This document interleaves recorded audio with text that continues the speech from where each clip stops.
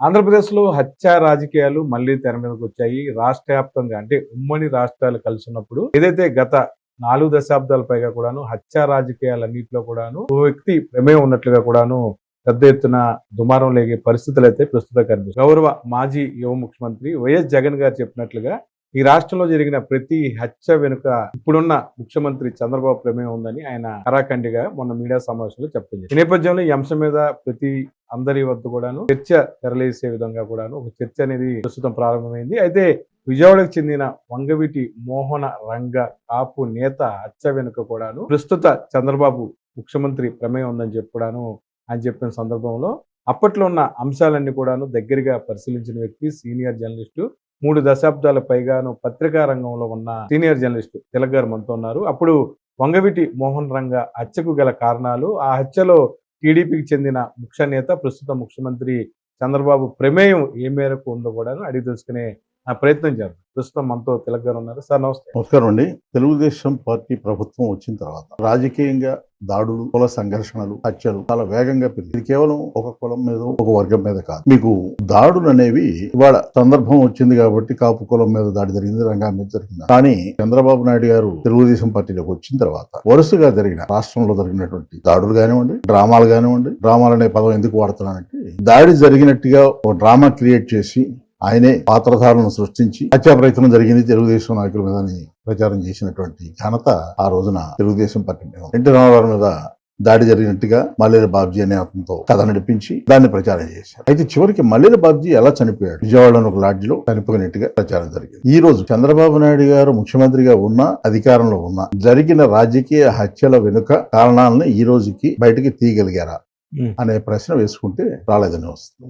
దళితుల మీద దారుణమైన దాడులు తెలుగుదేశం ప్రభుత్వం వచ్చాక మొదలయ్యాయి. కారంచేడులో దళితుల మీద దాడులు గాని, నీరుకొండలో దాడులు గాని, అదిరికుప్పంలో సజీవ దహనం గాని, ఇన్ని జరిగిన దళితుల పట్ల సానుకూల దృక్పథం లేని చంద్రబాబు నాయుడు గారు కనీసం ఒక వర్గాన్నైనా తనకు అనుకూలంగా మలుచుకోవాలనే ధోరణితో వర్గీకరణ పేరుతో దళితుల్లో చీలికి తీసుకురావడంలో సక్సెస్ అయ్యారు. అందువల్ల ఆయన రాజకీయ ప్రయోజనాల కోసం ఆ వర్గాల్లో చీలికి తీసుకురావడం గాని, హత్యా ప్రయత్నాలు జరగడం గాని ఇవన్నీ చేస్తూ ఉంటారు. ఇప్పుడు ముఖ్యమంత్రి అయిన తర్వాత ఎక్కడైతే నీరుకొండలో జంతువులను వేటాడి హత్య చేశారో అదే నీరుకొండలో కొండ మీద 100 కోట్లు ఖర్చు పెట్టి ఎన్టీ రామారావు విగ్రహం పెడుతున్నామని ప్రకటించారు. అంటే నీరుకొండలో వాళ్ళని రెచ్చగొట్టడం కాదు, ఇది బాధితుల్ని అంటే రెచ్చగొట్టడం వలన ఒక వర్గం తనకు సపోర్ట్ గా ఉంటది అనేది ఆయన భావన. ఈ రకంగా దాడులు, హత్యా రాజకీయాలు ఇవన్నీ కూడా పరిపాటిగా మారి ఆ క్రమంలో విజయవాడలో రాజకీయ పార్టీ అండలేకుండా ఒక కార్పొరేటర్ గా ఇండిపెండెంట్ గా అన్ని పార్టీలను వ్యతిరేకించి గెలిచిన వ్యక్తి వంగవీటి మోహన్ రంగ గారు. ఆయన రాజకీయంగా ఎదగడంతో క్రమక్రమంగా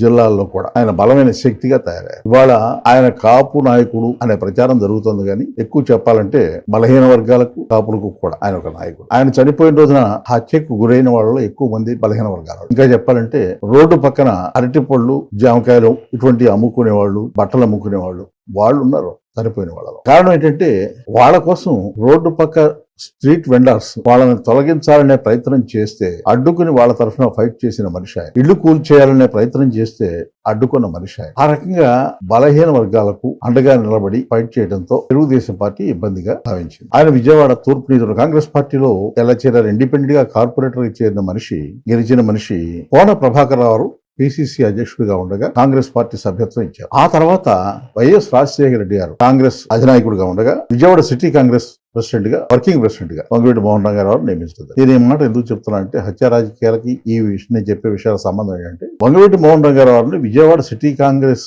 వర్కింగ్ ప్రెసిడెంట్ గా నియమించింది రాజశేఖర రెడ్డి గారు. ఆయన రాజకీయ నాయకుడిగా ఎదగడానికి అండగా నిలబడింది రాజశేఖర రెడ్డి గారు. తోడ్పాటు ఇచ్చింది రాజశేఖర రెడ్డి గారు. ఆయనతో పాటు అండగా నిలబడింది కేంద్ర మంత్రి, ఆ రోజున సెంట్రల్ కేబినెట్ లో రాజీవ్ గాంధీ గారి కేబినెట్ లో, ఇందిరాగాంధీ కేబినెట్ లో నంబర్ 2 గా ఉన్నటువంటి శివశంకర్ గారు. రాజశేఖర రెడ్డి గారు అంతగా అండగా నిలబడి వంగవీటి మోహన్ రంగ గారిని రాజకీయంగా పెంచడానికి ప్రయత్నం చేస్తే జనసేన పార్టీ, ఆ పార్టీకి చెందిన కొంతమంది మొన్నటి ఎన్నికల తర్వాత నెమ్మదిగా ఒక ప్రచారం బిగించేశారు. వంగవీటి మోహన్ రంగ గారిని హత్య చేయడంలో రాజశేఖర రెడ్డి గారి పాత్ర. ఇది వాస్తవాలు తెలియక మాట్లాడుతున్నారా, బురద జల్లడానికి మాట్లాడుతున్నారా అని చూస్తే కేవలం జగన్మోహన్ రెడ్డి గారి పార్టీ ఇక్కడ అధికారంలో ఉంది కాబట్టి ఆ బురదలడం మొదలైంది. నిజానికి అడుగడుగున రాజకీయంగా మోహన్ రంగ గారికి అండగా నిలబడిన మనిషి రాజశేఖర్. ఆయన రాజకీయంగా ఎదగడానికి కానీ అసెంబ్లీలో ఇద్దరు కలిసి కొన్ని సబ్జెక్టులు వాళ్ళిద్దరు మాట్లాడేవారు. అలాంటి మనిషిని రాజశేఖర రెడ్డి గారు చంపించారని ప్రచారం చేయడం, చంద్రబాబు నాయుడు గారు కొద్ది రోజుల క్రితం మోహన్ రంగారావు హత్యకు కడప నుంచి బాంబులు వచ్చాయని పరోక్షంగా రంగా హత్యకు వెనకాల రాజశేఖర గారు ఉన్నారని ప్రచారం చేయడానికి ప్రయత్నం చేయడం జరిగింది. ఎందుకంటే దుర్మార్గం మరొకటి వంగవీటి మోహన్ రంగారావు ఎన్టీ రామారావును పెట్టిన పార్టీలో బంధుత్వాన్ని అడ్డు పెట్టుకుని పార్టీలో చేరి అడ్డదారిలో పదవులు దక్కించుకుని అధికారాన్ని చేజిక్కించుకుని ప్రత్యర్థులను వేధించడానికి ప్రయత్నం చేస్తున్న చంద్రబాబు నాయుడు గారు లాంటి వాడు కాదు. ఒక సాధారణ వ్యక్తి రాజకీయ నాయకుడిగా మారి ఉమ్మడి ఆంధ్రప్రదేశ్ లో రాజకీయ శక్తిగా మారిన వ్యక్తి వంగవీటి మోహన్ రంగారావు. ఆయన రాజకీయ శక్తిగా మారడానికి ప్రధాన కారకుడు వైఎస్ రాజశేఖర రెడ్డి. ఆయన సిటీ కాంగ్రెస్ ప్రెసిడెంట్ లేకపోతే అంతగా ఎదిగేవాడు కాదు. సెంట్రల్ గవర్నమెంట్ లో ఆయనకు అండగా నిలబడింది శివశంకర్ గారు. అందులో రెండో అభిప్రాయం లేదు. ఆ రోజున మోహన్ రంగారావు ఖమ్మం జిల్లాలో ఒక మున్సిపల్ ఎలక్షన్ లో ప్రచారం చేస్తే ఆ మున్సిపాలిటీ చైర్మన్ రంగారావు ప్రచారం చేసినటువంటి మనిషి గెలిచాడు. నల్గొండ జిల్లాలో అట్లాగే ఒక మున్సిపాలిటీ చైర్మన్ రంగారావు ప్రచారం చేయడం వల్ల గెలవడం. ఇలా బలమైన రాజకీయ శక్తిగా మారుతున్న తరుణంలో విజయవాడలో పోలీసు దుశ్చర్యలు పెరగడంతో రంగారావుని అణిచివేయడానికి కోసం ఆయన ఎదగకూడదని కేఎస్ వ్యాస్ అనే ఐపీఎస్ అధికారిని తీసుకొచ్చి ఇక్కడ పోలీస్ ఎస్పీగా నియమించి ఏం చేసేవాడు? మోహన్ రంగారావు కార్యక్రమాలు ఏంటి? వేసవకాలం వస్తే చలివేంద్రాలు పెట్టడం, ఎక్కడన్నా అగ్ని ప్రమాదాలు లేకపోతే ఏదైనా వరదలు వస్తే కృష్ణానది వరదలు, ఇప్పుడు కృష్ణాక ప్రశాంతంగా ఉంది, అప్పుడు వరదలు వస్తే చాలు కృష్ణానది కృష్ణాక మునిగేది. అక్కడ అన్నదానాలు చేయటం, లేదా కొండల మీద ఇళ్లు కలపోతే వాళ్ళకి అన్నదానం చేయటం, ఇటువంటి కార్యక్రమాల్లో ఉండేవాళ్ళు ఆయన. వంగవీటి మోహన్ రంగారావు చలివేంద్రాలు పెడితే కూల్చేయటం పోలీసులు, అన్నదానాలు చేస్తే అడ్డుకోవడం, ఇళ్ల స్థలాలు పట్టాలు కావాలని ఆందోళన చేస్తే అణిచివేయడం, మోహన్ రంగారావుకి అండగా ఉన్నారని రోడ్డు పక్క వ్యాపారస్తులు వాళ్ళ వ్యాపారాలు అక్కడ చేయకూడదని వాళ్ళని పీకేయడం, ఇలాంటివన్నీ పోలీసుల ద్వారా చేశారు. అయితే ఆయన ధైర్యంగా నిలబడి పోలీసులకు వ్యతిరేకంగా పోరాడారు. ఈ పోరాటంలో ఈ క్రమంలో ఇంకోటి జరిగింది. అప్పట్లో తెలుగుదేశం పాలనలో పోలీసులను ఉపయోగించుకోవడం అనేది అప్పటి నుంచి మొదలైంది. అందువలన పోలీస్ స్టేషన్ లో లాకప్ డెత్లు కూడా పెరిగినాయి. తెలుగుదేశం పార్టీ అండ ఉండడంతో పోలీసులు కొంతమంది అధికారులు రెచ్చిపోయి ప్రవర్తించేవాడు. ఆ లాకప్ డెత్లు జరిగిన ప్రతిసారి కూడా మోహన్ రంగారావు పోలీస్ స్టేషన్ ఎదుటి కూర్చోవడం, ఆ ఆందోళన చివరి వరకు ఫైట్ చేయడం, నిందితులకు శిక్ష పడే వరకు పోరాటం అనేది జరిగేది. ఆయనకి న్యాయవాదులు కూడా బలమైన గ్రూప్ ఉండేది. అట్లా ఫైట్ చేసేవాడు. ఒక ఉదాహరణ చెప్తాను. నేవీలో పనిచేసేటువంటి మురళీధరన్ అనే కేరళకి చెందిన ఒక అధికారి రైల్వే స్టేషన్ లో ట్రైన్ లో వెళుతూ పోలీసులతో గొడవ జరిగితే పోలీసులు అరెస్ట్ చేశారు. విజయవాడ 5 పోలీస్ స్టేషన్ లో లాకప్ డెత్ గురయ్యాడు. నేవీ అధికారి కూడా చనిపోయాడు. చనిపోతే ఆ కేసును ఆయన టేకప్ చేసి చివరి వరకు ఫైట్ చేశాడు. రాష్ట్ర స్థాయిగా దేశ స్థాయిలో అది పెద్ద ఆందోళనగా తయారై. అలాగే ఇంకో ఉదాహరణ చెప్తాను. విజయవాడ 3 పోలీస్ స్టేషన్ లో ఒక లాకప్ డెత్ జరిగింది. రిక్షా వర్కర్ చనిపోతే ఆయన ఆందోళన చేపట్టారు. ఆ రోజున చనిపోయారని తెలిసిన తర్వాత ముందు సబ్ కలెక్టర్ ఆఫీస్ లో మెమోరాండం ఇచ్చారు. ఆయనకి సంతృప్తి కలిగించిన ఆ సమాధానం గాని స్పందన గాని. ఆ రోజున విజయవాడలో యువజనోత్సవాలు జరుగుతున్న కార్పొరేషన్ ఆధ్వర్యంలో అక్కడికి హోంమంత్రిగా ఉన్న కోడెల శివప్రసాద్ వచ్చారు. ఆయనకి మెమోరాండం ఇవ్వాలని ఈ బాధితుల్ని కార్యకర్తలు వెంటబెట్టుకుని అక్కడికి వెళ్లి లోపల కవర్ చేస్తే కోడెల శివప్రసాద్ గారు రంగారావుతో మాట్లాడడానికి ఇష్టపడలేదు. అప్పుడు ఆయన హోంమంత్రి. కార్యకర్తలందరూ ఆ స్టేడియం ముందు ఆందోళన చేయడంతో ఆయన బయటికి రావడం. అక్కడ ఉన్నటువంటి స్టేడియంలో ఉన్నటువంటి ఒక షాప్ లో ఖాళీ చేయించి 2 కుర్చీలు వేసి కూర్చోబెడితే మధ్యలో ఒక పేరున్న లాయర్ కూర్చున్నారు. అక్కడ కూర్చుంటే నువ్వు చెప్తే నేను చేయాలా అనే ధోరణిలో కోడెల శివప్రసాద్ మాట్లాడడం, రిక్షా వర్కర్ చనిపోతే మీరు మాట్లాడే పద్ధతి ఇదేనా అని ఈయన అడగడం, దాని మీద నువ్వెంత అంటే నువ్వెంత అని మాటలు జరగడం, ఈ అంతు చూస్తానని చెప్పి కోడెల శివప్రసాద్ అంటాం జరిగింది. దాంతో ఆయన బయటకు వచ్చేసి బంద్ పిలిపించాడు. విజయవాడ చరిత్రలో ఇప్పటి వరకు అటువంటి బంద్ జరగలేదు. రిక్షా వర్కర్లు వీధిన రిక్షాలు అడ్డం పెట్టేసి సంపూర్ణమైన బంద్ చేశారు. సామాన్యులు జరిపినటువంటి బంద్, అది రాజకీయ బంద్ కాదు. అంతగా బలహీన వర్గాలని పేదల్ని అండగా నిలబెట్టుకున్నటువంటి వాళ్ళకి అండగా నిలబడి ఈయనకి అండగా మార్చుకున్నాడు. అలా పోలీసు అకృత్యాలను వ్యతిరేకించి పోరాటం చేసి ప్రభుత్వానికి కంట్లో నలుసుగా తయారయ్యాడు. దీనికి తోడు పొరుగు జిల్లాల నుంచి ఈయన ముఖ్య అతిథిగా పిలిచి సభలు పెట్టడం మొదలైంది. అదే క్రమంలో తూర్పుగోదావరి జిల్లా కాకినాడలో ఒకే రోజున పొద్దున పూట ఎన్టీ రామారావుతో ఓ సభ జరిగింది. అదే గ్రౌండ్ లో అదే రోజు సాయంత్రం మోహన్ రంగారావు సభ జరిగింది. కానీ రంగారావు సభకు జనం విపరీతం ఇంకా అక్కడి నుంచి తెలుగుదేశంలో చర్చ మొదలైంది. ఆ చర్చనే కోడెల శివప్రసాద్ గారు ఇంకా మరి కొంతమంది పక్కదారి పట్టించి మోహన్ రంగ గారి మీద ద్వేషం పెంచడానికి ప్రయత్నం చేసి దీనికి వెనకాల చంద్రబాబు నాయుడు గారు సూత్రధారి. అప్పుడు నేను స్టేటస్ ఏంటి సార్? బాబు గారు ఏ పొజిషన్ లో ఉండేవారు? అప్పుడు కర్షక పరిషత్ చైర్మన్. పార్టీలో పెత్తనం అయింది. మొత్తం అయింది. తర్వాత ఆయనే కదా మొత్తం గ్రిప్ తెచ్చుకున్నాడు ఆయన. ఇది జరిగిన తర్వాత ఎక్కడైతే ప్రభుత్వానికి వ్యతిరేకంగా బలంగా ఒక శక్తిగా తయారాడు అని చెప్పేసి అనుకున్నారో వచ్చే ఎన్నికల్లో ఈ నెట్టి పరిస్థితుల్లో ఓడించాలని విజయవాడ తూర్పు నియోజకవర్గంలో ప్రయత్నాలు మొదలయ్యాయి. ఆ ప్రయత్నాలు జరుగుతూ ఉండగానే పోలీసుల వేధింపులు కూడా మొదలయ్యాయి. ఎట్లా మొదలైన తెలుగుదేశం పార్టీలో ఒక బలమైన నాయకుడికి కాళ్ళు చేతులు ఎవరంటే కార్యకర్తలను హింసించి పోలీస్ కేసులు పెట్టి వాళ్ళు రోడ్డు మీద రాకుండా చేస్తే నాయకుడు ఏం చేయలేడనే ఉద్దేశంతో రాత్రిళ్ళు ఇళ్లకి వెళ్లి కార్యకర్తలను అరెస్ట్ చేసి వాళ్ళ చిత్రహింసలకు గురి చేయడం, కేసులు పెట్టడం జరిగేది. వీటన్నింటినీ కూడా ఆయన ఎదుర్కొన్నాడు. ఇంత జరుగుతుంటే సరే ఎస్పీ వ్యాస్ గారు ఇంకో పక్కన మోహన్ రంగా గారి మీద రౌడీ అనే ముద్రేసి అణిచేస్తానది ఇది అని చెప్పి ప్రచారం చేయడం జరిగింది. దానికి తెలుగుదేశం పార్టీ వారు పూర్తి అండగా ఉన్నారు. ఇప్పటికే ఎమ్మెల్యే కదా సార్ ఎమ్మెల్యే రంగా గారు. ఆ స్టేజ్ లో రంగా గారి ఫైట్ ఎలా ఉండేదంటే ఎస్పీ వ్యాస్ గారు కట్టుకుంటున్న ఇంటికి కలప కోసం ఖమ్మం జిల్లా నుంచి అక్రమంగా కలప తీసుకొస్తుండగా ఒక ఎస్ఐ వెహికల్ లో తీసుకొస్తుంటే రంగాగారి మనుషులు పట్టుకుని దాన్ని బహిర్గతం చేశారు, వెలుగులో తీసుకొచ్చారు. దాంతో వ్యాస్ గారి ప్రతిష్ట దెబ్బతింది. ఆయన ఆ ఫైటింగ్ ఎలా ఉండేది ప్రభుత్వం మీద కానీ పోలీసుల మీద అనేది చెప్పడానికి ఉదాహరణకి చెబుతున్నాను నేను. ఒక ఐపీఎస్ ఆఫీసర్ మీద, అది కూడా పవర్ఫుల్ ఐపీఎస్ ఆఫీసర్ మీద అట్లా ఫైట్ చేశాడు. ఇంత జరుగుతుంటే వాళ్ళు మాత్రం ఎందుకు సహిస్తారు? కాంగ్రెస్ పార్టీలో రోజు రోజుకి ఈయన బలపడుతున్నాడు. చేరినప్పటి నుంచి ఆయన రోజువారీ కార్యక్రమాలు, ఆందోళనలు, జనంతో సంబంధాలు అన్ని జరుగుతుంటే మున్సిపల్ కార్పొరేషన్ కూడా ఎన్నికలు వస్తే కార్పొరేషన్ ఎన్నికల్లో కాంగ్రెస్ గెలిచింది. జంజాల శంకర్ గారు మేయర్ అయ్యారు. దీనికి ప్రధాన కారణం పొంగిడి మోహన్ రంగా గారు. దాంతో బలమైన రాజకీయ శక్తిగా తయారయ్యాడు. దీన్ని దెబ్బతీయాలంటే ఏం చేయాలనే ఆలోచనలు మొదలయ్యాయి. ఆ పరిస్థితుల్లో ఆయన కాలువగట్ల మీద, కొండల మీద నివాసం ఉండేటువంటి మురికివాడల్లో నివాసం ఉండే వారికి ఇళ్ల పట్టాలు ఇవ్వాలని ఒక ఆందోళన చేపట్టారు. అప్పట్లో రాణి గారి తోట అంటే చాలా మురికివాడగా ఉండేది. అలాంటి ప్రాంతాల్లో ఉండే వాళ్ళందరికీ ఇళ్ల స్థలాల పట్టాలు ఇవ్వాలని చెప్పి ఆందోళన అది జరగకుండా చేశారు. నేను ఈ సందర్భంలో ఒక కంపారిజన్ కూడా చెప్పాలి. అలా మోహన్ రంగారావు ఆందోళన చేసినటువంటి కాలువగట్ల వాళ్ళు, కొండ మీద పేదలు, వీళ్ళందరికీ కూడా ఇళ్ల స్థలాల పట్టాలు ఇవ్వాలనే విజయవాడ చుట్టుపక్కల ప్రాంతాల వాళ్ళని కూడా కలుపుకుని 50,000 మందికి ఇళ్ల పట్టాలు అమరావతిలో ఇస్తే చంద్రబాబు నాయుడు గారు రద్దు చేశారు. పొంగిరెడ్డి మోహన్ రంగారావు పట్టాలు ఇప్పించాలనుకున్నారు. జగన్మోహన్ రెడ్డి గారు వచ్చిన తర్వాత దాన్ని సాకారం చేశారు. వాటిని చంద్రబాబు నాయుడు గారు రద్దు చేశారు. ఎవరు పేదలకు అనుకూలంగా ఉన్నట్టు ఇది ఒక సరే. ఒక పక్కన పోలీసుల మీద ఫైట్ చేశారు. పోలీసుల్లో జరుగుతున్న అక్రమాలు, అవినీతి మీద బహిర్గతం చేశారు. ఇంకో పక్కన రాజకీయంగా పోరాటం చేశారు, పేదలకు అండగా నిలబడ్డారు. వీటన్నిటికీ తోడు పొంగిరెడ్డి మోహన్ రంగారావును అణిచేయడం కోసం ఎట్టి పరిస్థితుల్లో వచ్చే ఎన్నికల్లో గెలవకుండా చేయాలనే ఉద్దేశంతో ఒక పోలీస్ బిల్ తీసుకురావాలని ఒక డ్రాఫ్ట్ బిల్ ఒకటి తయారు చేశారు. ఆ పోలీస్ బిల్లో ఏముంది? పోలింగ్ బూతుల్లో పోలీస్ కుక్కలను పెట్టాలనేది ఒక పాయింట్. అది అప్పుడు ఉదయం పత్రిక కొత్తగా వచ్చింది, దాసనారాయణ సారథ్యంలో. ఆయన ఒక సైన్ ఎడిటోరియల్ రాశాడు, పోలీస్ కుక్కలు అని. బిల్లు అప్పటికి పాస్ అవ్వాల, పెద్ద సెన్సేషన్ అయింది. బిల్లుకు వ్యతిరేకంగా ప్రజాభిప్రాయం కూడగట్టడంలో మోహన్ గారు సక్సెస్ అయ్యారు. ఇష్యూ చేశారు, అయింది. బిల్లు వెనక్కి తీసుకున్నారు. అంటే ఒక రాజకీయ నాయకుడిని అణచివేయడానికి ఎంతగా ప్రయత్నం చేస్తారు అనేది అదొక ఉదాహరణ. ఆ రోజున ఆ డ్రాఫ్ట్ బిల్లుని నేనే బయట పెట్టిన తర్వాత ఆ కాపీ గారికి ఇవ్వటం, ఆయన నన్ను ఒక లాయర్ ఇప్పటికీ ఉన్నారు, ఆ ఇద్దరిని స్టడీ చేసి పాయింట్స్ చెప్పమంటూ జరిగింది. ఈ పోలీస్ బిల్లుకు విత్డ్రా చేసుకున్న తర్వాత ఇంకా కక్ష పెరిగింది తెలుగుదేశం. ఆ వ్యతిరేకత పెరగడంతో తోడు స్థానికంగా రంగారికి వ్యతిరేకంగా దుందుడుగ్గా వ్యవహరించే కొంతమందిని ఎంకరేజ్ చేయడం మొదలు. నేను ఇక్కడ సందర్భం ఒక క్లారిఫికేషన్ ఇవ్వాలి. అసలు మొట్టమొదటి విజయవాడ వచ్చినప్పుడు వంగవీటి రంగారి అన్న రాధాకృష్ణమూర్తి గారు సిపిఐలో చిన్నకారుల సంఘం అధ్యక్షుడిగా చిన్నకారుల సంఘంలో యాక్టివ్ గా ఉండేవాడు. పాత బస్ స్టాండ్ దగ్గర యాక్టివ్ గా ఉండేవాడు. అప్పట్లో సిపిఐ చాలా బలంగా ఉంది విజయవాడలో. అప్పట్లో చల్లపల్లి బంగ్లా దగ్గర ఉన్నటువంటి చిన్న దేవాలయం దగ్గరలో సాయంత్రం పూట మహిళలు వెళ్తుంటే వేధిస్తున్నారు అనే సమాచారం అందుకుని సిపిఐ ఆధ్వర్యంలో ఆ రౌడీ మూకల్ని ఎతకబాదారు. సిపిఐ ఆధ్వర్యంలో అప్పుడు సిపిఐలోనే ఉన్నారు.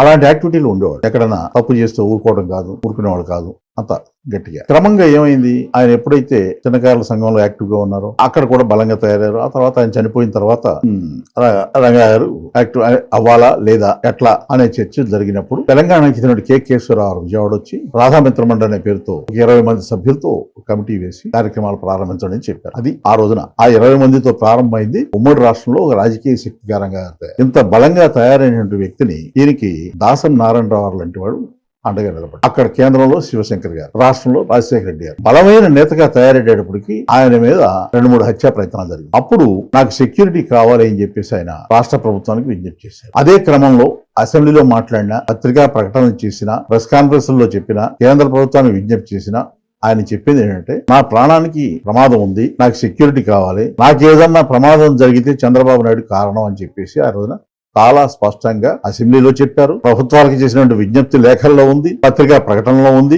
పత్రికా సమావేశాల్లో కూడా చెప్పారు. పర్టికులర్ గా రంగా గారికి హాని చేసే వ్యక్తుల్లో చంద్రబాబు ప్రథమంగా ఉన్నారని ఆయనే చెప్పాడు. మోహన్ గారు చెప్పాడు, నాకు ఏదైనా జరిగితే చంద్రబాబు నాయుడు కారణం. అసెంబ్లీ రికార్డ్స్ లో కూడా ఉంది. ఆ రోజు నుంచి అది జరుగుతుంది. హత్యకు ప్రయత్నాలు జరుగుతున్నాయి. నిజానికి ఒక దశలో గొడవలు జరగడానికి ముందు ఒక దశలో దేవినేని నెహ్రూ గారికి వంగవీటి రంగా గారికి సంబంధాలు బాగాలేదు అనుకున్న తేదీలో గొడవలు లేవు, ప్రశాంతంగా ఉంది. ఒక రోజున ఇద్దరు ఎదురైతే బాగున్నామంటే బాగున్నాం మాట్లాడుకున్నారు. అంత ప్రశాంతంగా వాతావరణం వచ్చినప్పుడు దుందుడుగ్గా వ్యవహరించే కొంతమందిని ఎంకరేజ్ చేయడం తెలుగుదేశం పార్టీ ప్రారంభం. రంగా గారికి వ్యతిరేకంగా ఈయన రంగా గారు ఆగస్టు 15 జనవరి 26 జెండాలు ఎగరేస్తారు. ఈ యాక్టివిటీస్, మిగతా యాక్టివిటీస్, దసరా పండుగ వస్తే అసలు ఆ దసరా పండుగ రోజున జరిగే ప్రభా ఉత్సవాలు అనేది విజయవాడలో పేరు ప్రతిష్టలు వచ్చినాయంటే మోహన్ రావు గారి కార్యక్రమం ఆధారంగా మిత్రమండలి చేసిన కార్యక్రమం వీటన్నిటికి తోడు ఈ రాజకీయ కార్యక్రమాలు ఆగస్టు 15 జనవరి ఈ జెండాలు ఎగరేయటం అప్పుడు ఏం చేశారంటే తెలుగుదేశం వాళ్ళు ఈ దుందుడుగా వ్యవహరించే కరోనా పోగు చేసి రంగాగారికి పోటీగా వాళ్ళు కూడా జెండాలు ఎగరడం మొదలు పెట్టారు వార్డులో. ఎంత భారీ ఎత్తున జరిగేదంటే పొద్దున మొదలు పెడితే కొన్ని వందల జెండాలు ప్రతి వార్డులోకి వెళ్లి రాత్రి 11 వరకు జెండాలు ఎగరేసి జాతీయ జెండాలు అందులోనూ అనుకో అప్పట్లో అంత పెద్ద ఎత్తున. దీనికి తోడు విద్యా సంస్థల్లో యునైటెడ్ ఇండిపెండెన్స్ అనే విద్యార్థి సంస్థను ప్రారంభించి దాన్ని బలమైన శక్తిగా తయారు చేశారు విజయవాడ. ఇవన్నీ కూడా కాంగ్రెస్ పార్టీకి బలంగా శక్తిగా ఉపయోగపడింది. తెలుగుదేశం పార్టీ ఏర్పడిన తర్వాత విజయవాడలో కాంగ్రెస్ పార్టీ దాదాపుగా కనుమరుగవుతుందన్న దశలో మోహన్ రంగా అనే వ్యక్తి వలన కాంగ్రెస్ పార్టీ జీవం పోస్తుంది. అది తెలుగుదేశం పార్టీ వాడు భరించలేకపోయారు. ఆ భరించలేకపోవటం నుంచి పోలీసులను ప్రయోగించిన అడ్డుకుని ముందుకెళ్తున్నాడనే ప్రయత్నాలు, పోలీసుల చర్యలను వ్యతిరేకించి వాళ్ళ మీదే వాళ్ళ అక్రమాలను బయటకు పెట్టడం, ప్రభుత్వానికి వ్యతిరేకంగా పోరాటాలు చేయడం, వీటన్నిటితో అప్పట్లో ఏంటంటే ఇక మోహన్ రంగా ఉంటే కోస్తా జిల్లాల్లో కష్టం తెలుగుదేశం పార్టీకి అనే అభిప్రాయం రావడం. ఇక్కడ రాజశేఖర రెడ్డి గారేమో వెన్నుదన్నుగా రంగా గారికి అండగా ఉన్నారు. రంగా గారిని ఎంతసేపు డౌన్ ఫాల్ చేయాలని చంద్రబాబు వ్యూహంలో ప్రతిరోజు చేస్తూనే ఉండేవారు. ప్రతి రంగా గారు తీసుకునే ప్రతి కార్యక్రమం రాసేయడం అంటుంది. ప్రతి కార్యక్రమంలో అంత ఫుల్ సపోర్ట్ ఉండేది ఆయన కాంగ్రెస్ పార్టీ నుంచి. ఎందుకంటే ఆయన PCC president, city Congress president. ఎంతవరకు వెళ్ళిందంటే తెలుగుదేశం వారి కుట్రలో అప్పట్లో వర్కింగ్ ప్రెసిడెంట్ మోహన్ రంగా గారు, ఆనరీ ప్రెసిడెంట్ జిఎస్ రాజు గారు, వీళ్ళిద్దరి మధ్యలో విభేదాలు కల్పించడానికి కూడా పరోక్షంగా తెలుగుదేశం పార్టీ ప్రయత్నం చేసింది. విజయవాడలోని ఒక హోటల్లో సమావేశాలు జరిగినాయి. అది అంటే internal problem, external problem, political, police అణచివేత, విజయవాడలో దొందుడుగా వ్యవహరించే కుర్రల్ని ముందు పెట్టి హెడేక్ క్రియేట్ చేయడం. ఆ హెడేక్ ఎంతవరకు అంటే రంగారెడ్డికి ఫోన్ చేసి ఆయన లేనప్పుడు మనం చంపేస్తాం అని చెప్పడం డైరెక్ట్ గా ఇలాంటివన్నీ జరిగినాయి. అంటే ఈ కుట్రాలను కూడా అటు నుంచి వచ్చాయా సార్? మొత్తం అక్కడి నుంచి ఆయనే చెప్పాడు. ఓకే, అసెంబ్లీనే ఒక ఎమ్మెల్యేగా ఉన్న రంగా గారు చెప్పాడు. అప్పట్లో ఏంటంటే కేంద్ర ప్రభుత్వం కూడా ఒక దశలో సెక్యూరిటీ ఇవ్వాలని ఆలోచిస్తుంది. శివశంకర్ గారి రికమెండేషన్ చేస్తే ప్రభుత్వం తెలుగుదేశం పార్టీ ఇక్కడ స్టేట్ లో వీళ్ళు అడ్డుకున్నారనేది అందువలన అట్లా జరిగింది. ఇక కోస్తా జిల్లాలో ఎక్కడికి వెళ్ళినా ఈయన బహిరంగ సభలో పెడితే జనం అసలు తండోపతండాలుగా రావడం మొదలైంది. కాంగ్రెస్ పార్టీ బలపడుతోంది. తెలుగుదేశం ఆవిర్భావం తర్వాత బలహీనపడ్డ కాంగ్రెస్ పార్టీ బలపడుతోంది అనేది బాగా ప్రచారం అయిపోయింది. అంటే రంగా గారు రాజశేఖర రెడ్డి గారి కాంబినేషన్ సక్సెస్ఫుల్ గా ఉంది. రాజశేఖర రెడ్డి గారు ఒకటి ఆయన కాన్సెప్ట్ ఏంటంటే యూత్ ని ముందుకు తీసుకురావాలనేది. ఆ రోజున ఆయన కాన్సెప్ట్ రంగా గారిని సిటీ ప్రెసిడెంట్ గారు నియమించడానికి కారణం. దానికోసం ఆయన ప్లాన్ ఆయన వర్కౌట్ అయింది. సరే, ఈయన హత్యా ప్రయత్నాలు 2-3 ఫెయిల్ అయినాయి. డిసెంబర్ 26, 1985 తెల్లవారుజామున జరిగింది హత్య. ఇది జరగడానికి ముందు 2 రోజుల ముందు గిరిపురం శిఖామణి సెంటర్ లో ఈయన పబ్లిక్ మీటింగ్ పెట్టుకున్నారు రంగా గారు. ఆ పబ్లిక్ మీటింగ్ జరుగుతుండగానే మీటింగ్ మీద దాడి చేసి చంపేయాలని ఆ చుట్టుపక్కలలో అన్ని రకాల సరంజామాతో ఏర్పాట్లు చేశారు. బస్సులు అవి పెట్టారని అన్ని అప్పుడు బాంబులు కూడా వచ్చేసినాయి. అది తెలిసినప్పటికి కూడా వెనకాడకుండా ఆయన అక్కడికి బయలుదేరి వెళ్తుండగా అప్పటికే పోలీస్ శాఖలో బలమైన గ్రూప్ ఒకటి తయారైంది తెలుగుదేశం పార్టీ ప్రభుత్వానికి అనుకూలంగా. ఆ గ్రూప్ పని ఏంటంటే రంగాకి వ్యతిరేకంగా ఏం చేయాలి ఏంటనేది. పోలీసులు ఏం చేసేవాళ్ళు, ఎక్కడికి వెళుతున్నా సోదాలు చేయటం, నిరాయుధుని చేయటం, ఆయన వెనకాల జెండా కర్రలు కూడా లేకుండా చూడటం, ఎవరైనా ప్రత్యర్థులు దాడి చేస్తే ఈ దగ్గర కర్ర కూడా లేకుండా చేయటం. అంత వ్యూహంగా ఉండేవాళ్ళు. అంత కుట్ర జరిగింది. ప్రభుత్వం అందులో ఇన్వాల్వ్ అయితే పోలీస్ శాఖ ఇంక ఎవరేం చేయగలరు? అంటే అప్పట్లో కోడేలో హోంశాఖ అవటం ఎవరన్నా కానివ్వండి, పోలీస్ శాఖ అనేది ఇన్వాల్వ్ అయింది. ఎందుకు చెప్తున్నాయి మాట? పవన్ కళ్యాణ్ గారు ఈ మధ్య ఒక మాట చెప్పారు, చుట్టూ ఉన్నవాళ్ళు రక్షించుకోలేకపోయారు. ఆయనకి అసలు ఏం తెలుసని మాట్లాడుతున్నాడో నాకు అర్థం కాదు. పూర్తిగా పోలీస్ శాఖ ఇన్వాల్వ్ అయ్యి ఆయన నిరాయుధుని చేసి దాడులు చేస్తుంటే, పోలీసులు కేసులు పెడుతుంటే తెలుగుదేశం వారు దాడులకు పాల్పడ్డారు. కుట్ర మామూలు కాన్స్పిరసీ కాదు. ఈయన గిరిపురం శిఖామణి సెంటర్ మీటింగ్ కి వెళుతూ ఉండగా మధ్యాహ్నం 2 ప్రాంతంలో బందర్ రోడ్ లో పీడబ్ల్యూ గ్రౌండ్స్ దగ్గర అమెరికన్ హాస్పిటల్ సమీపంలో రోడ్డు మీద అప్పట్లో రజ్వంత్ సింగ్ అనే ఏసీపీ ఉండేవాడు. ఆయన వెహికల్ ఆఫ్ చేసి సోదాలు చేసి ముందుగా మోహన్ రంగా గారి దగ్గర అనుకున్నది ఏంటంటే ఆయన మనుషులంతా పోలీసులు ఎంత రెచ్చగొట్టినా మనం రెచ్చిపోకూడదు అనేది. దాంతో ఆయన కారులో మాట్లాడకుండా కూర్చుంటే ఆయన ముందుకు తోసి సీటు చించాడు రజ్వంత్ సింగ్ ఏసీపీ. దాంతో ఆయన కోపం వచ్చి కిందకి దిగి, నువ్వు సీట్ ఎందుకు చింపావు, సీట్లు ఏమైనా ఉంటాయి ఆయుధాలు అని అడగటం, వాగ్వేదం జరగడం జరిగింది. దాంతో పోలీసులు రెచ్చిపోయి కార్యకర్తల మీద దూకుడుగా వ్యవహరించడం. ఆ కోపంలో ఆయన రోడ్డు మీద కూర్చుని నిరాదీక్ష. ఆ తర్వాత మర్నాడు రాఘవ పార్క్ దగ్గర ఆ సెంటర్ కి మార్చారు నిరాదీక్ష శిబిరాన్ని. దీనికి ముందు ఇంకోటి చెప్పాలి, ఇది అసలు బ్యాక్గ్రౌండ్. హత్యకి ప్రాతిపదిక. దీనికి ముందు ఒకటి చెప్పాలి. కాంగ్రెస్ పార్టీలో ఆయనకి పిసిసి అధ్యక్ష పదవి ఇవ్వాలని ఒక చర్చ జరిగింది. పిసిసి అధ్యక్ష పదవి ఇస్తే ఇక ఈయన్ని చంపడం కష్టం అనే అభిప్రాయం కూడా తెలుగుదేశం పార్టీలో ఇంకా స్టేజ్ దాటిపోతుంది. వీళ్ళు తొందరపడ్డానికి రీజన్ అది ఒకటి. సరే పిసిసి ప్రెసిడెంట్ ఎందుకు ఇవ్వలేదు, అది ఒక వేరే ఆస్పెక్ట్, అది దీనికి సంబంధం విషయం. అది జరగకపోవడంతో ఎన్ జనార్దన్ రెడ్డి గారు పిసిసి ప్రెసిడెంట్. అప్పుడు యూత్ కాంగ్రెస్ ప్రెసిడెంట్ గా శివశంకర్ గారి అబ్బాయి సుధీర్ కుమార్ ని అపాయింట్ చేయడం జరిగింది. ఈయన రోడ్డు మీద కూర్చుని ఆ నిరాదర్శ శిబిరాన్ని రాఘవపార్ దగ్గర నిర్మలా హృదయ భవన్ దగ్గరికి మార్చారు. వాళ్ళు ఇంటి దగ్గరలో. ఆ రోజున నేను అడగడం జరిగింది, దాడులు జరుగుతాయని తెలిసి కూడా ఎక్కడెందుకు, ఇంటి ముందు పెట్టుకోవచ్చు కదా అంటే, ఇంట్లోకి వెళ్ళి అందరం చంపేస్తారండి, అందుకని నేను ఎక్కడే కూర్చున్నాను. దాడి జరుగుతుందని తెలుసు, దాడికి ప్రయత్నాలు చేస్తున్నారని తెలుసు. నేను ఇంకో మాట కూడా అన్నాను, ఒక 2 నెలలు ఎక్కడికైనా వెళ్తే బాగుంటది కదా, మరి ఎందుకు ఇది అని మాట. అంత టైట్, అంత డిస్టర్బ్ అయిపోయింది. ఎందుకంటే రాజధాని చేయటం వరుసనే జరుగుతున్నాయి కదా. నేను ఆ మాట ఒక 2 నెలల పాటు ఎక్కడికైనా వెళితే సరిపోతుంది కదా, ఎందుకు ఇదంతా నేను అన్నాను. ఆయన ఏమన్నారంటే, ఎలక్షన్ రాబోతున్నాయి, తిరిగి వాళ్ళగా పారిపోయాడని ప్రచారం చేస్తారు, పారిపోవడం కంటే చచ్చిపోవడం బెటర్ కదా అన్నాడు. అంటే ఎన్నికల్లో ఏ రకంగా అయినా సరే రంగానే ఒకటి గెలవకూడదు డిసైడ్ అయ్యాడు. సో కాంగ్రెస్ పార్టీలో బలపడిపోయాడు కాబట్టి ఇక కాంగ్రెస్ పార్టీ వైపు నుంచి చేయగలిగింది లేదు. అయినా అక్కడి నుంచి సహకారం తీసుకుంటున్నారు కొంతమంది సహకారం. 25వ తారీఖు తెల్లవారుతో జరిగింది హత్య. 24వ తారీఖు ఉదయం పూట అప్పటి ఎస్పీ గిరీష్ కుమార్ గారు, తర్వాత డీజీపీ అయి రిటైర్ అయ్యారు. ఆయన నాకు ఫోన్ చేసి ఒకసారి మాట్లాడదాం రండి అంటే వెళ్ళాను. పరిస్థితి బాగాలేదండి, మీకు అన్ని మా డిపార్ట్మెంట్ లో కూడా, పోలీస్ శాఖలో కూడా ఏం జరుగుతుందో మీకు తెలుసు, నేను ఆపే పరిస్థితిలో లేను. నన్ను ఏదో రకంగా నేనున్న ఎస్పీగా ఉన్నంత కాలం ఇక్కడ ఏం జరగకూడదు అనేది నా ఉద్దేశం. పోలీస్ ఆఫీసర్ అంతే అనుకుంటాడు, నా ఏరియాలో ఏం జరగకూడదు అనుకుంటాడు. గొప్ప ఆలోచన. కాబట్టి మీరు మోహన్ రంగారావుతో మాట్లాడి ఒక అమికబుల్ సెటిల్మెంట్ వద్దాం, ఆయన నిరాదర్శించి కాల్ ఆఫ్ చేద్దాం అని చెప్పేసాను. అంటే నేను వెళ్ళి మధ్యాహ్నం 2 ప్రాంతంలో వెళ్ళి రంగారావుతో మాట్లాడదు. అట్లాగేనండి, ఆయన గౌరవంగా మనకి ప్రపోజ్ చేశారు కాబట్టి మనం కూడా అట్లాగే మనకి గౌరవప్రదంగా, ఆయనకి గౌరవప్రదంగా ఉండే విధంగా ఒక అగ్రిమెంట్కి వచ్చి చేద్దామండి అన్న. నేను మళ్ళీ వెళ్ళి చెప్పాను ఎస్పీ గారు, అలాగే నేను ఎంక్వైరీ చేయిస్తాను దీని మీద జరిగిన సంఘటన మీద అని చెప్పేసి అన్నారు. ఆ తర్వాత రాత్రి 9 ప్రాంతంలో వచ్చి నేనే నిమ్మరసిస్తా అన్నారు ఎస్పీ గారు. ఈ లోపు ఏం జరిగిందంటే, కొత్తగా యూత్ కాంగ్రెస్ ప్రెసిడెంట్ అయ్యారు కదా రాష్ట్ర స్థాయిలో సుధీర్ కుమార్ గారు, ఆయన పర్యటనలు చేస్తూ తాడేపల్లిగూడెం వచ్చారు. తాడేపల్లిగూడెం నుంచి ఫోన్ చేసి అన్న రేపు ఉదయం 9 గంటలకు నేను మీ దగ్గరికి మిమ్మల్ని పలకరిస్తాకు వస్తున్నానని ఫోన్ చేశారు. ఈయన ఏం చెప్పారంట గారు, లేదు ఈ రాత్రికి కాల్ ఆఫ్ చేస్తున్నాం, ఇట్లా జరిగింది అని చెప్పారు. ఈ ఒక్కప్పుడు ఆగండి, క్రెడిట్ వస్తుంది కదా, రేపు ఉదయం నేను వచ్చి నిమ్మరసం ఇస్తాను. కానీ తెలవదాన హత్య జరిగింది. ఆయన ఆ రోజు రాత్రి కాల్ ఆఫ్ చేస్తే ఏముండదు కదా. ఇది ఆ రోజు జరిగింది. ఇది తెలియక కొంతమంది ఎస్పీ గిరీష్ కుమార్ ద్వారా చంద్రబాబు నాయుడు చేయించారని కాదు. ఆ రోజు అడిషనల్ ఎస్పీగా ఉన్న ఉమాపతి, ఏసీపీగా ఉన్న రజ్వంత్ సింగ్ పూర్తి తెలుగుదేశం కార్యకర్తలాగా ప్రవర్తించి చేశారు. నేను అప్పటి పరిణామాలు చూశాను. ఇప్పుడు జగన్మోహన్ రెడ్డి గారి మీద, పార్టీ మీద జరుగుతున్న, కార్యకర్తల మీద జరుగుతున్న దాడులు ఇవన్నీ కూడా చూస్తున్నాను. పోలీస్ కేసులు. ఆ రోజున తెలుగుదేశం కార్యకర్తలాగా ప్రవర్తించినటువంటి అధికారులు గాని, పోలీసులు గానీ ఉన్నారు. ఇప్పుడు అలాగే కొంతమంది ఉన్నారు. ఆ రోజున నేను ఎందుకు ఈ మాట చెప్తున్నానంటే, చంద్రబాబు నాయుడు గారు వాడుకుని వదిలేయడం సిద్ధహస్తుడు. ఉమాపతి అడిషనల్ ఎస్పీని వాడుకున్నారు, రజ్వంత్ సింగ్ ను వాడుకున్నారు. తర్వాత వాళ్ళ కెరీర్ ఏమైంది అనేది ఒకసారి ఇప్పుడున్న పోలీసు అధికారులు గుర్తుపెట్టుకోవాలి. అధికారంలో ఉన్నప్పుడు మంత్రి పదవిలోనో, ముఖ్యమంత్రి పదవిలోనో, లేకపోతే కీలకమైన రాజకీయ అధికారం చేతిలో ఉన్న వ్యక్తులు బుధమే చేసి మాట్లాడి ప్రోత్సహించిన మాత్రాన దొందుడుగా వ్యవహరిస్తే పోలీసు అధికారులు వాళ్ళ భవిష్యత్తు ఏమవుతుంది, ఎలా నాశనం అవుతుంది అనేది అదొక ఉదాహరణ. నాకు తెలిసిన, నా కళ్ళతో చూసినటువంటి ఉదాహరణ. హత్య జరిగిన తర్వాత మర్నాడు డీజీపీ గారు వచ్చారు, ప్రెస్ మీట్ పెట్టారు. ఆ రోజున ఉమాపతి గారు వచ్చి నా దగ్గరికి వచ్చి, మీరు చెప్తే తప్ప వాళ్ళు వినరండి, సిబిఐ ఎంక్వైరీ చేస్తున్నారు, నా మీద నా పేరు చెప్తానంటున్నారు, మీరు కాదు చెప్పాలి అది ఇది అంటే, నేను నా వల్ల కాదని చెప్పేసి చెప్పాను. నన్ను అడగొద్దు అట్లాంటి అని చెప్పాను. డీజీపీ వచ్చి వెళ్ళిపోయిన తర్వాత 2 రోజులకి చంద్రబాబు నాయుడు గారు వచ్చారు. విజయవాడ స్టేట్ గెస్ట్ హౌస్ లో ఆయన మకాన్ చేశారు. ఇన్సిడెంట్ జరిగాక కర్ఫ్యూ ఉంది. 32 టౌన్స్ లో కర్ఫ్యూ. విజయవాడలో 29 రోజులు కర్ఫ్యూ హోంమంత్రిగా ఉన్న ఆయన రాజీనామా చేశారు. కాపురికి హోంమంత్రి ఇస్తే కొంత శాంతి ఇస్తారని చెప్పి కళా వెంకటరావుకి ఇచ్చారు. హరిరామ్ జోగి గారికి ఇస్తానంటే వద్దన్నాడు, కళా వెంకటరావుకి ఇచ్చారు. కానీ పవర్స్ ఉండవు.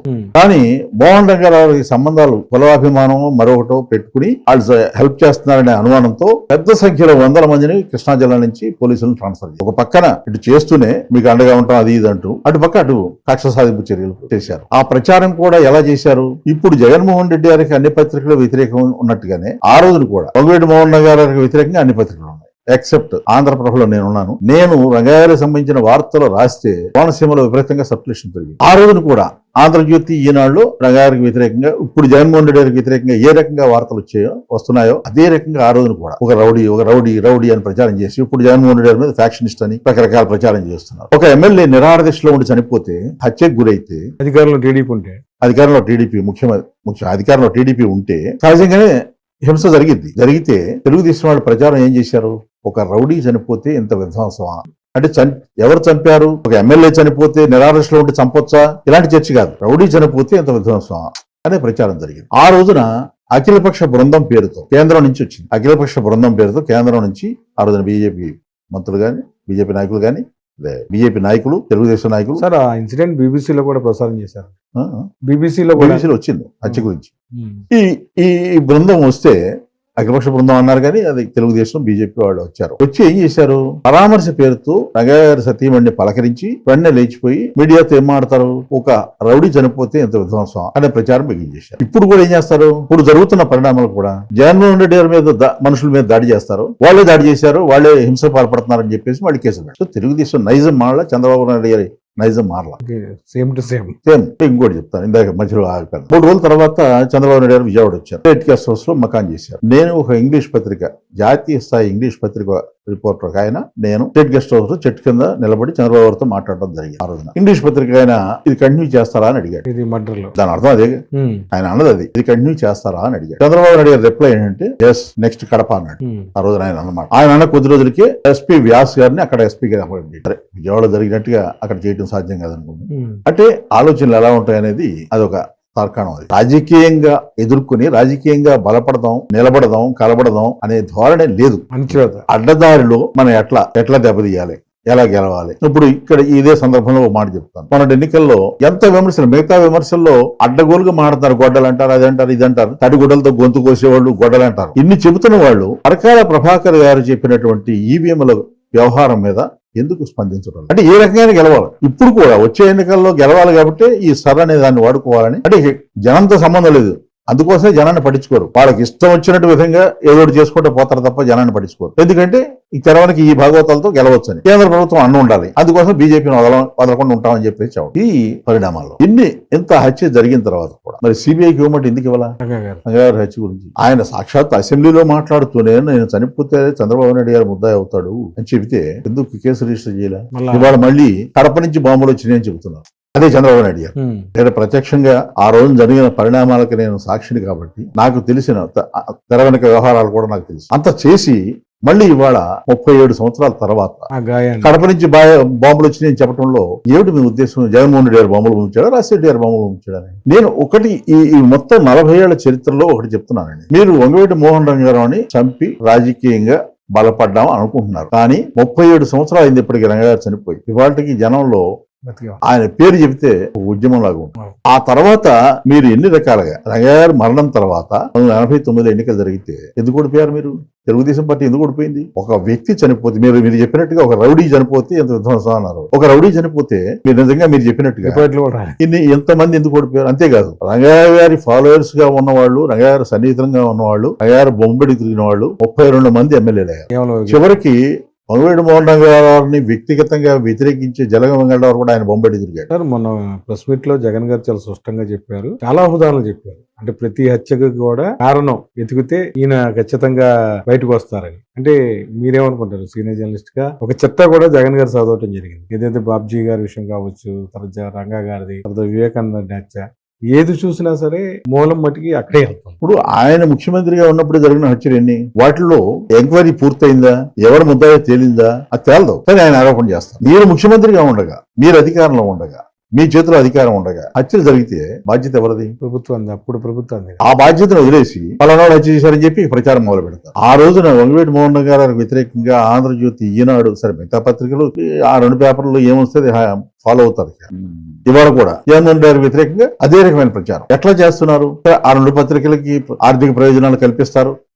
అప్పుడు రంగారావు టైంలో కంటే ఇప్పుడు ఎక్కువ కల్పిస్తున్నారు, 100 కోట్లు. ఇప్పుడు ఏంటంటే వెబ్సైట్ జర్నలిజం వచ్చింది, యూట్యూబ్ జర్నలిజం వచ్చింది, వాట్సాప్, సోషల్ మీడియా, వీటన్నిటికి కూడా అడ్వర్టైజ్మెంట్లు ఇస్తున్నారు.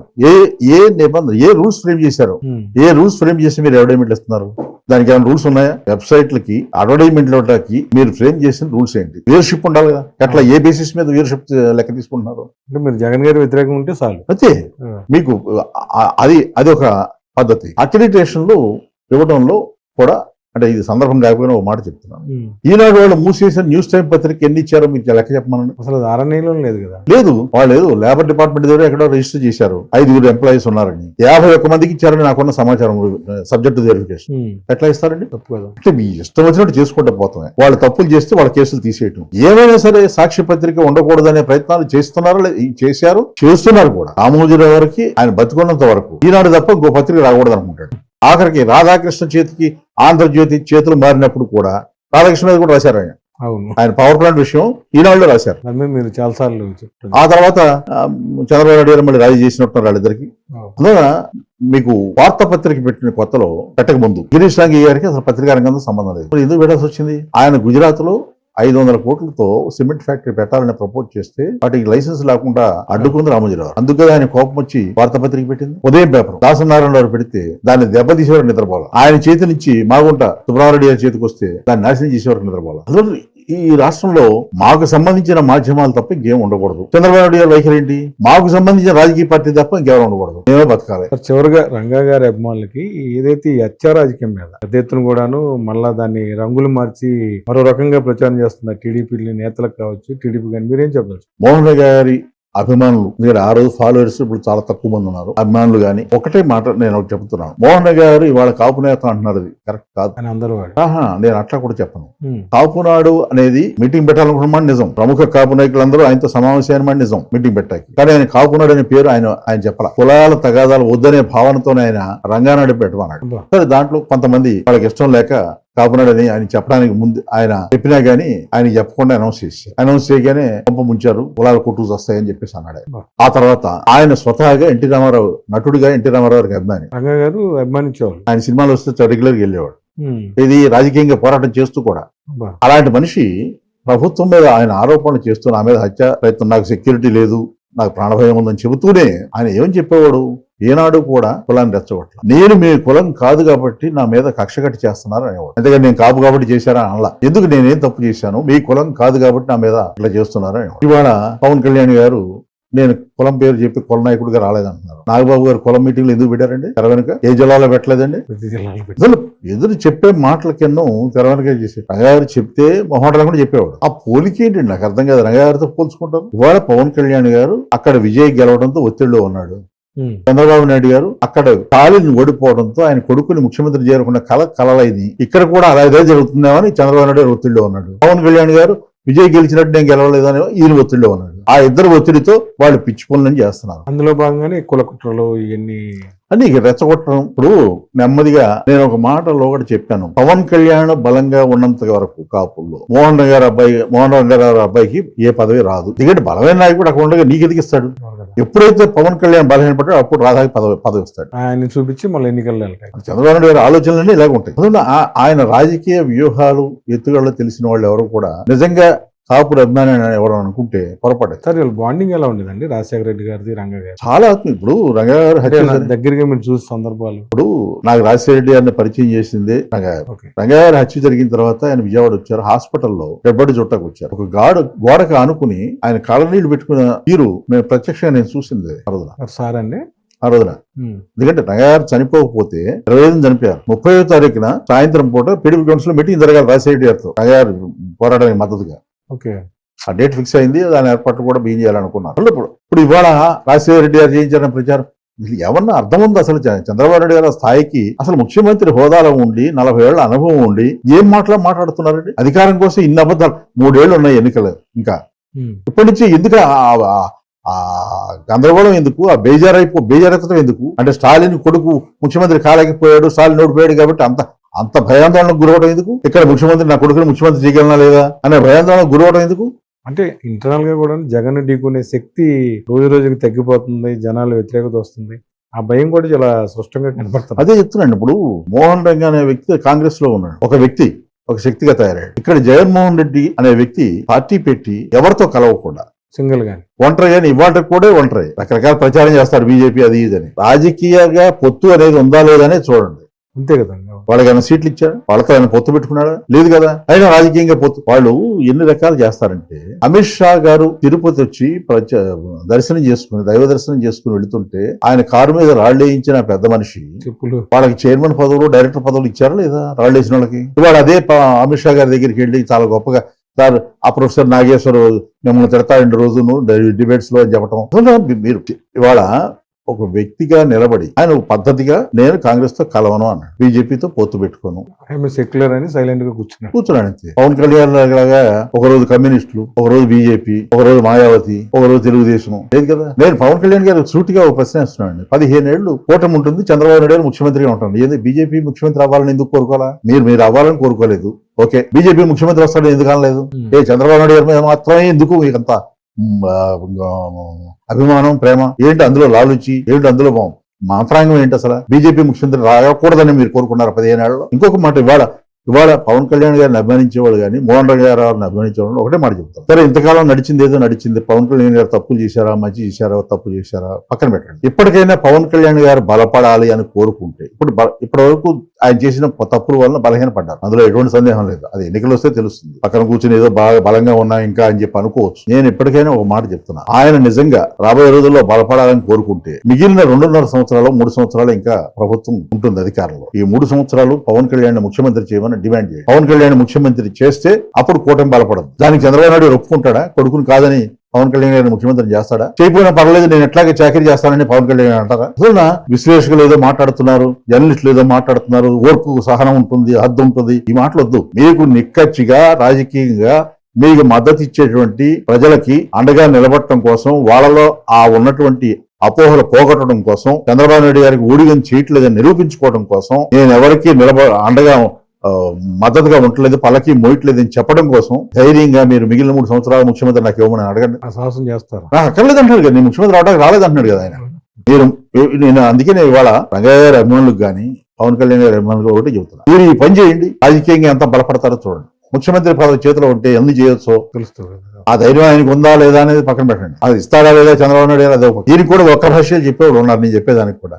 అందులో అది చేస్తే ఆయన నిజాయితీ బయటపడతాడు. వేడి మోహన్ గారు ఆ రోజున ఎన్ని పోరాటాలు చేసినా, ఏ పేదల కోసం అయితే పోరాటం చేస్తారో ఆ పోరాటాలకి ప్రతిఫలం అందించడం కోసం జగన్మోహన్ రెడ్డి గారు ప్రయత్నం చేస్తున్నారు, ఇంకా చేస్తారు. ఆయన రోడ్డు పక్కన ఉన్న వాళ్ళకి కానీ, స్ట్రీట్ వెండర్స్ కానీ, వీళ్ళందరికీ కూడా ఎన్ని స్కీములు అందినాయి. ఇవన్నీ కాకుండా ఇళ్ల స్థలాలు ఇవ్వాలనుకున్నారు. ఆ స్కీములు ఇప్పుడు ఆఫ్ చేసి ఇళ్ల స్థలాలు లేకుండా చేసింది చంద్రబాబు నాయుడు. రంగయ్య గారి కళ, రాణి గారి తోట ఇవన్నీ కూడా పట్టాలు ఇచ్చింది రాజశేఖర రెడ్డి గారు. అవును, రాధాగారి టైంలో ఆయన ఎన్ని ఆధారం చేసి పెట్టింది. అది రాజశేఖర రెడ్డి రాగానే ఆ పని చేసి పెట్టాడు. వాళ్ళు విజయవాడలో కొండల మీద ఎంతమంది ఉన్నారండి, కాలువగట్ల మీద ఎంతమంది ఉన్నారండి. వీళ్ళందరికీ ప్రజా టైంలో కాలువగట్ల టైంలో జంజాల శంకర్ గారు ఉండగా మేయర్ గా బ్రిటిష్ ఎయిడ్ తీసుకొచ్చి కాలువగట్ల మీద సిమెంట్ రోడ్లు వేశారు. ఆయన తమాషాగా పేదల నాయకుడు అవ్వలేదు. 37 సంవత్సరాలతో కూడా ఊరికే రంగాన్ని తలుచుకుంటున్నారంటే అది తమాషా కాదు. 5 ఏళ్లే ముఖ్యమంత్రి చేసిన రాజశేఖర రెడ్డి గారు వాళ్ళకి ఎందుకు తలుచుకుంటున్నారు? ఆయన చేసిన మేలు సంస్కరణలు మేలు వలన అపోహలు ప్రచారాలు మానేసి గొడ్డల పార్టీ అని, తడిగుడ్డలతో గొంతు కోసేవాళ్ళు గొడ్డల పార్టీ అని ప్రచారం చేస్తే ఎలాగండి? మీరు ముఖ్యమంత్రులుగా అధికారం చేతిలో ఉండగా, మీ చేతిలో అధికారం ఉండగా ఎంతమంది చనిపోయారు, ఎన్ని కేసులు మీరు తేల్చారు, ఎన్ని కేసులు నిందితులు, ఆఖరికి మీ మీద ఉన్న కేసులు కూడా మీరు విత్డ్రా చేసుకుంటారు తప్ప నిజాయితీగా ప్రూవ్ చేసుకోవడానికి ప్రయత్నం చేయలేదు కదా. మీరు గొడ్డల పార్టీ అని ప్రచారం చేయటం, దాన్ని భుజాన్ని వేసుకుని ఈనాడును జ్యోతి ప్రచారం చేయటం, వాళ్ళిద్దరి మీద ఉన్నటువంటి ఈనాడు మీద జ్యోతి మీద ఉన్నటువంటి ఆరోపణలు కేసులు వాళ్ళు నిజాయితీగా ప్రూవ్ చేసుకోమనండి. ఇక్కడికి వచ్చి కబ్జా చేశారు వైఎస్ఆర్ కాంగ్రెస్ పార్టీ వాళ్ళు అంటారు. రామోజీ ఫిల్మ్ సిటీలో ఎన్ని గ్రామాలు కబ్జా చేశారు, దాని మీద ఎంక్వైరీ కూడా జరగనివ్వరు. 2 రాష్ట్ర ప్రభుత్వాలు మీ చేతిలో ఉన్నాయి కాబట్టి మీ ఇష్టం. మార్గదర్శి గురించి ఉండేవాళ్ళ అరుణ్ కుమార్ గారు ఎంత ఫైట్ చేసినా వాటి గురించి మీరు మాట్లాడరు. కోర్టులో పిటిషన్లు వేసి ఆయన చనిపోయాడు కాబట్టి కేసు అక్కర్లేదని చెప్పడం. రాజశేఖర గారు చనిపోయిన కొడుకు మీద కేసు ఎందుకు వేశారు? చనిపోయిన వాళ్ళ ఆశయాలు సాధించడానికి, రాజశేఖర రెడ్డి గారి ఆశయాలు సాధించడానికి జగన్మోహన్ రెడ్డి గారు చిత్తశుద్ధితో 5 సంవత్సరాలు ముఖ్యమంత్రిగా ఉండే ప్రయత్నం చేశారా లేదా? అది గీట్రాయ్ కావాలి తప్ప ఊరికే పోస్కోలు మాట్లాడుతూ చంద్రబాబు నాయుడు గారు ఆయనకి ఒక నైజం ఉంది, కుటుంబాల్లో చీలికి తీసుకురావడం అనేది, దాన్ని ఉపయోగించుకుంటారు. అంతేగాని చిత్తశుద్ధితో ప్రజలకు అనుకూలంగా నిర్ణయాలు తీసుకుంటే వాటికి కూడా ఆయన కొడుకును ముఖ్యమంత్రి చేయడం కోసం పేద ప్రజల్ని అందరినీ అండగా తీసుకోవడం అది మర్చిపోయారు. అది మర్చిపోయి వాళ్ళకి పేదలకు అండగా నిలబడి జగన్మోహన్ రెడ్డి గారికి వ్యతిరేకంగా ఏం ప్రచారం చేయాలి, ఏం కేసులు పెట్టాలి ఈ ఆలోచన చేస్తారు. అదే టాపిక్ కదండి ఎంతసేపు అదేగా. ఎందుకు కారణం ఏంటి? మాకు ఈవీఎంలో లేకపోతే ఇంకో రకంగానో ఇంకోటో సపోర్ట్ మేము చేస్తాం కాబట్టి మాకు అదే నమ్ముకుంటాం. జనంతో నమ్ముకోవాల్సిన అవసరం ఏంటి? జనాన్ని నమ్ముకున్నారా? జగన్మోహన్ రెడ్డికి ఓట్లు వచ్చినాయా? ఇది వాళ్ళ మనస్తత్వం. Okay okay thank you sir thank you. Thank you అండి.